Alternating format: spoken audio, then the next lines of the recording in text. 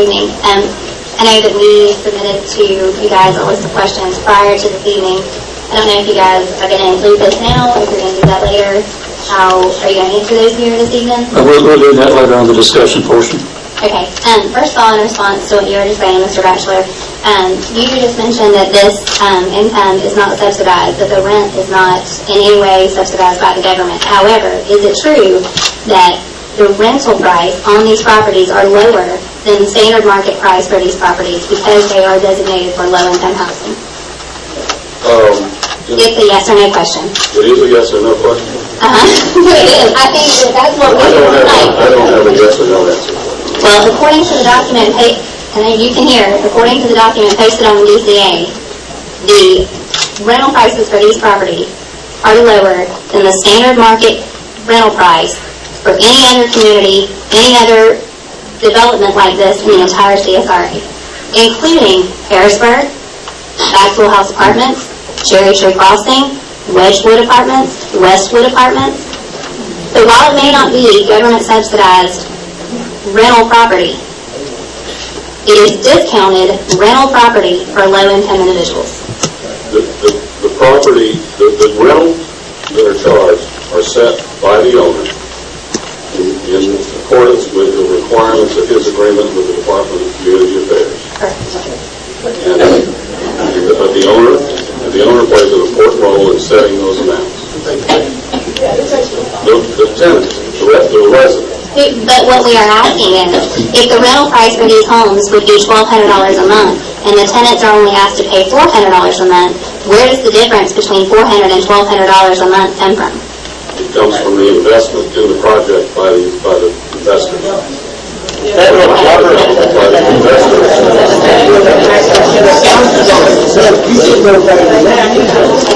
now, I prepared some comments tonight. I did not start with that because I wanted to address the statements that you made before I came up, because I think we are all very clear on the fact that while this may not be government subsidized income, it is lowered rent-controlled pricing for low-income families. Okay, it depends on how you define it.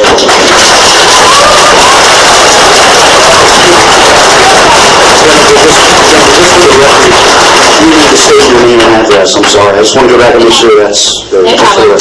My name, for those of you that don't know, is Jennifer McCray, and I live at 3748 in Butterfield Court in Martinez, Georgia. The crowd gathered here tonight is doubtful of your judgment and enraged at your complacency. In regard to Magnolia+Trace, the citizens of this county have been given several different answers, each more unacceptable than the one before. You began with complete denial and mock outrage that such a development could occur in Columbia County, followed with the excuse that you, our elected officials, forgot about this development because you do so many of these each month. I will agree that you probably discuss several of these development projects each month, but I am certain that not one other project presented to you in the last 18 months required a resolution lending your approval to the development, nor did it require proof of that resolution to be mailed to the Department of Community Affairs. Mr. Cross stated in the commission meeting that he thought it would be a good thing for that older Martinez community.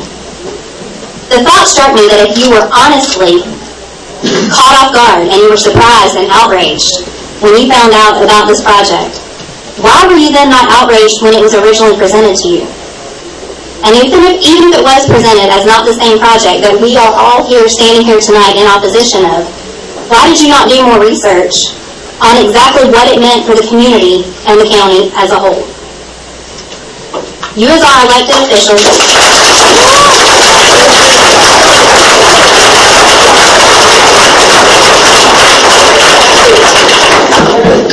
Mr. Cross, I don't think this is funny at all. Well, I think it's very funny.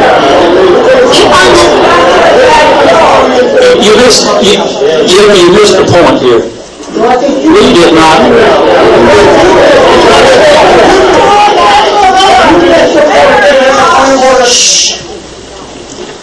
We did not approve this project. We did not have any approval status. They came to us and said, would we endorse it? And it looked like a good project for the community. Mr. Bassett didn't go into the full detail. I mean, what's your idea here? If you want to start opening up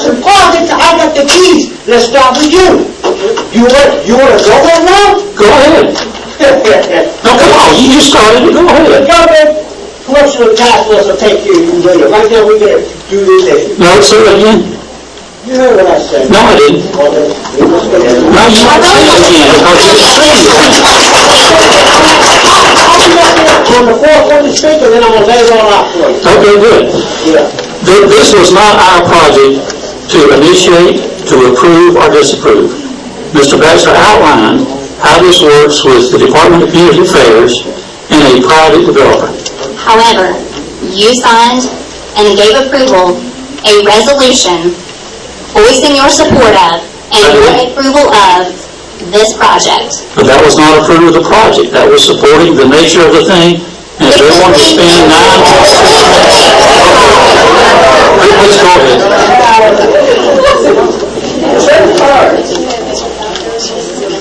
You as our elected officials are there to protect our best interest, and it is alarmingly clear that you have no idea what our best interests are.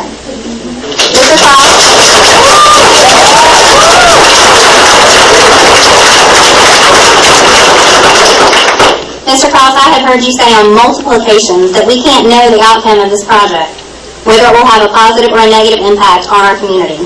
But what I can tell you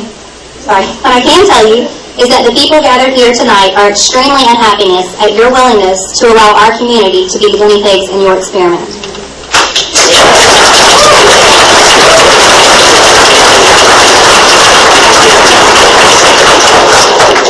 And while the impact on the community cannot be determined with 100% accuracy, there are plenty of examples you could draw from to form an educated hypothesis, and very few of them are positive.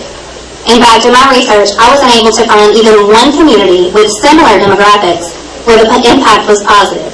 However, just last night on the news, it was reported that deputies have a reluctance to respond to calls at Cherry Tree Crossing due to the factors that they are confronted with in those projects. What is Cherry Tree Crossing?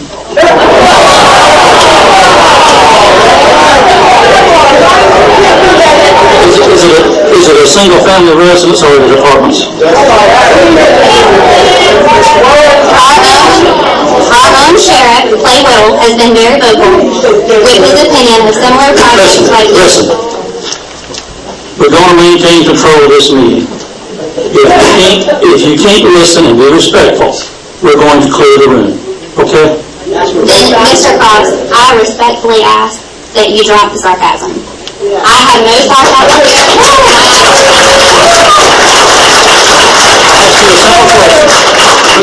here. Let's see, you're 2 minutes over your time. Would you proceed? Our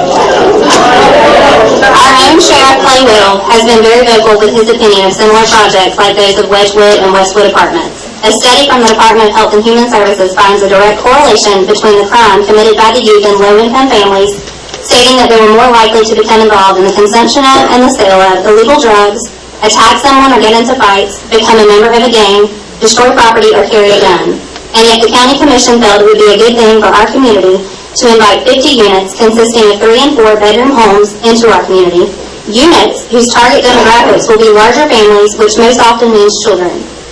My research found that the DCA allows 2 people per room in low-income housing projects. So a 4-bedroom unit would house up to 8 people, and a 3-bedroom unit would house up to 6.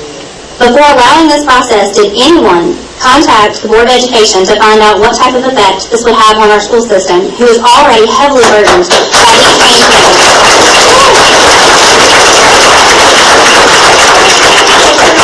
According to Mr. Charles Nagel's statement in this morning's Columbia County News-Times, the local elementary school, South Columbia, is already the most impoverished elementary school we have in terms of low-income families. And this was not Mr. Nagel's statement, but yet you, the Commission, is going to continue to bombard the area with additional low-income families. Approval of this project will continue to tear down the Lakeside Middle and High School zones, adding to the alarming effect that Wedgwood has already had on the system.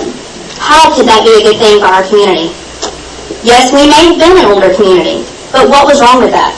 Why did we need additional development? Some of the residents standing here with me tonight would tell you that the point of living in an older, already developed neighborhood was because they purchased their homes almost 30 years ago with the intention of having their homes paid for and retiring without a mortgage.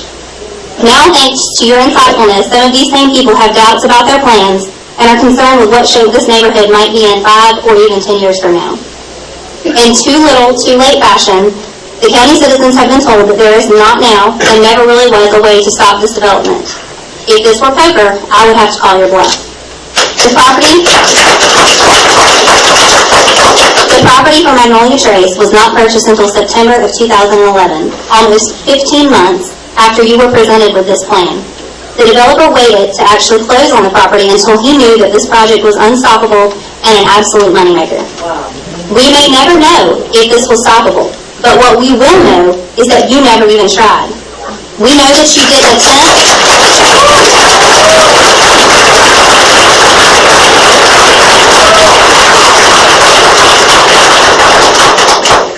We know that you did not attempt to inform the residents. We know that you didn't consider upgrading the zoning, which could have spread out the spacing of the requirements for these lots, which would have at least decreased the number of units being built. We know that you didn't ask the developer to build these homes for elderly citizens in that older Martinez community, or even disabled citizens. We know you didn't consider putting a park there or ball fields. Well, the ball fields we understand, since Mr. Allen does seem to recognize that stadium rights are a nuisance.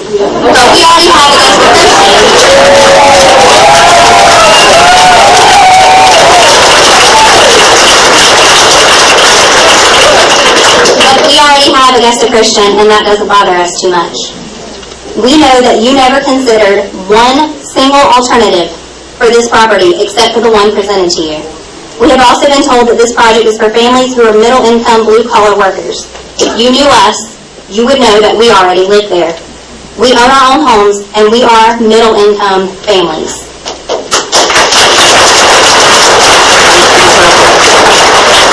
It only took me 5 minutes to figure out that AD Partners was not in business for low-income families. All it took was a trip to their website to very quickly identify that they build homes for low-income families. Where's the smart business decision for our county in placing an already concentrated area and putting more low-income families in the same area? There are plenty of other areas within the county. You could have renovated, you could have targeted homeowners out there who are distressed, who can't sell their homes because of already depressed home markets. You could have worked with them for low-income families. I'm going to skip a lot of what I had, but I'm going to go to my last remarks because these are for the crowd back here.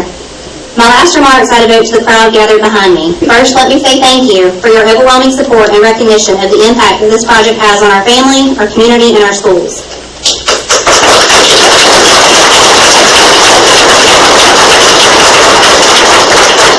Secondly, I would ask each of you who feels like they were grossly misrepresented by these same officials who are supposed to do what is in the best interest of not only us, but all of the residents of the county, to remember that the next time you cast your ballot.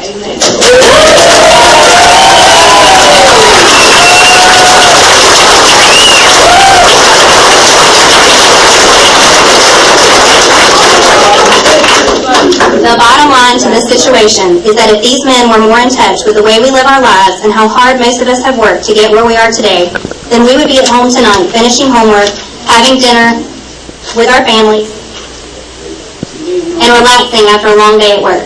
Instead, we came here tonight to tell them that even though, according to Mr. Cross, he and the other members still feel like this is a good thing for our county, we disagree.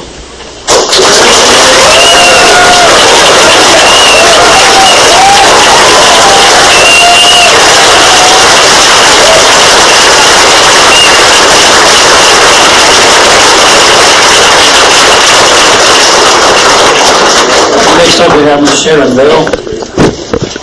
I was just looking at everything.